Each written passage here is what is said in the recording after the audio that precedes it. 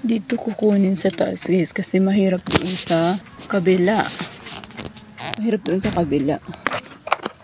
Ayan.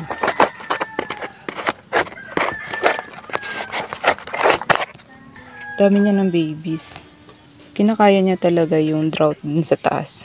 Grabe, ang laki na nito guys. Meron pa siyang bagong anak oh. Gusto ko na talaga tong ilipat. Ito naman, hindi na tuloy yung bulaklak niya. Ayan. Nag-dry yung kanyang flower. Siguro dahil hindi siya healthy.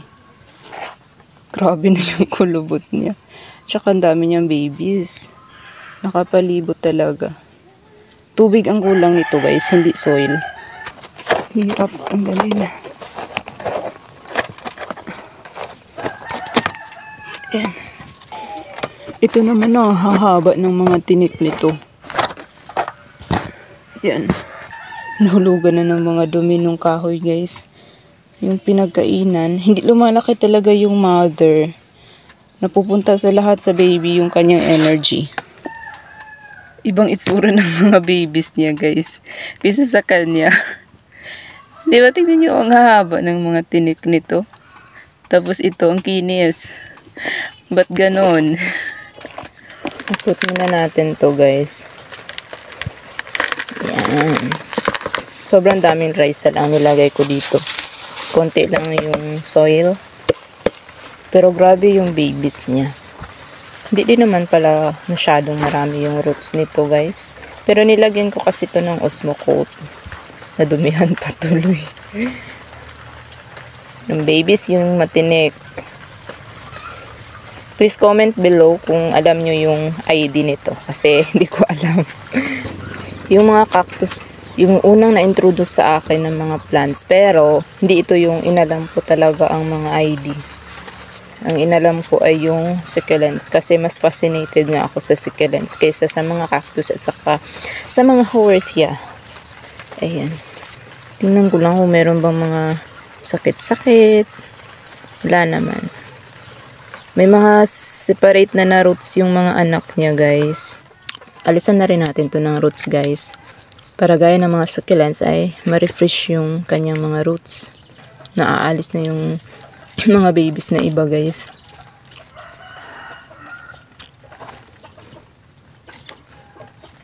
Yan, ganyan lang muna. Kasi ayoko siyang ihiwalay sa mother. Yung mga babies niya. Yan. Grabe ang tinik nito. Ito yung hindi masyadong lumalaki sa kanila. Sa mga cactus, baka meron ding hindi masyadong lumalaki ng mabilis. At meron ding mga mabibilis lumaki.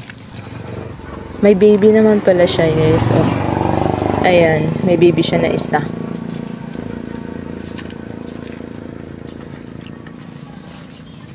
Grabe katuyo ng soil.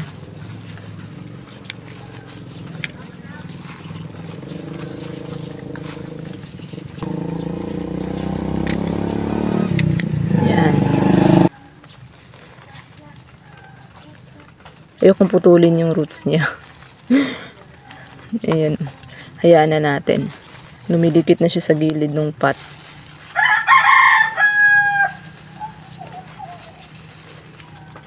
Healthy ng roots guys. Oh. Buhay na buhay.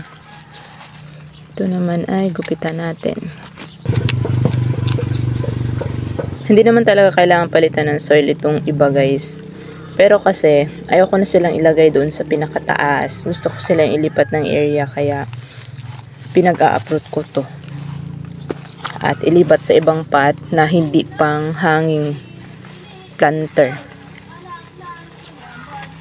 Kasi gusto ko na silang lumaki. At hindi na magiging ganito yung itsura. Sobrang tuyot. Pero yung baby niya, yung baby lang niya ang hindi na dehydrate. Pero siya, grabe, nasak up na yung water sa kanyang katawan. Pati sa ilalim mo, may baby pa rin siya. Mukhang ano na siya guys. Ay, patay na pala to. Tingnan natin. Ay, hindi. Hindi siya dead. Sadya lang, nag-ano siya, nag-shrink. Grabe. Pati ilalim, naubos na yung water niya, guys. Pero wala siyang sakit, ha. Pumupunta na talaga sa ilalim yung kanyang balat. Para lang masuportahan yung mga babies. Grabe yun. Parang ako yung nasasaktan sa nangyayari sa kanya. Kakalungkot. Ganyan talaga pag nanay, kakaiyak. Tapos, di ba may bulaklak pa na lumabas sa kanya. Ito naman, wala masyadong babies. Meron pero napatay na, guys. Baka patay na rin to. Tingnan natin. Gaya nung isa, ganun din siya. Pero may baby siya sa ilalim. Ayan. Natabunan yung babies. Wala nang nakuha yung baby sa nanay kasi mukhang patay na yung nanay. Grabe yung sacrifice ng mother. Ayan. Buhay pa naman yung babies. Kawawa. Patay na rin yung roots.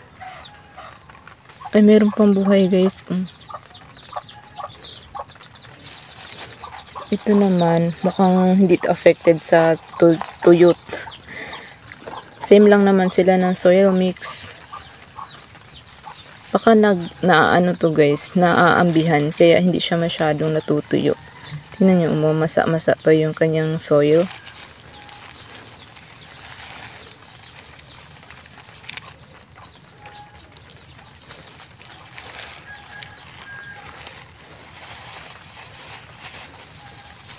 Lalaki to lalo, guys, pag niripat na natin. Tanim ko na rin ng sabay itong mga haworthia at saka cactus na na-upload na din dati dun sa isa din ng vertical wall. Ayan, isabay ko na rin sila ng tanim. Nalinisan ko na sila at napugutan ko na rin yung mga roots nila. Ayan, kalbo na. So, tanim tayo. Old soil lang naman ang ginamit ko dito, guys. Tapos naglagay na lang din ako ng Osmocote. Tapos patong lang natin ng ganyan. As easy as that. Paliguan ko na lang to ng tubig pag nagdilig ako para malinis. Hindi na muna siguro ako maglalagay ng toppings. Ito, patong lang din. Ganyan. Yan. Medyo tabingi siya, guys, kasi wala masyadong baby dito. Meron naman. Pero ewan ko lang kung bakit tabingi siya. Hayaan na lang natin siya. Hayaan na natin siyang lumaki sa kanyang sariling pamamaraan. Ayan siya. Baon na natin ng konti tapos tukuran. Ayan.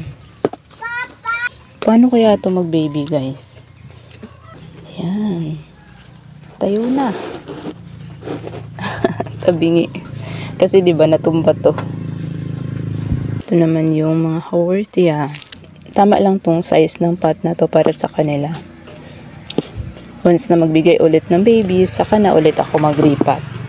Para hindi masyadong mag-stagnant yung tubig sa ilalim para mas mabilis siyang mag-dry. Aloe pepe. Ang nag-iisa kong aloe pepe. Tapos hindi pa naalagaan, 'di ba? Di sana marami na to ngayon.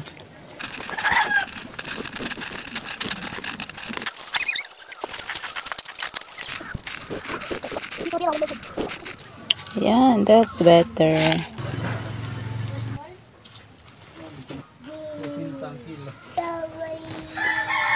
Ayan na, guys. Tapos na natin silang maitanim at gumanda na nga sila.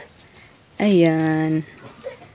Ang cute. Sana lang may toppings lahat. Pero, next time na siguro kapag nakabili na ako ng pamis, hahayaan ko muna na bakante yung space na pinanggalingan ng mga to yun sa vertical garden. Hahanap pa ako kung ano yung pwedeng ilagay ko doon. Huwag niyong kalimutan na mag-like sa video na to and subscribe sa channel ko. And, thank you all for watching. See you in the next one. Keep growing. Tangkad, oh. Nakakatuwa kapag nakikita mo na lumaki sila sa iyong alaga. Yan.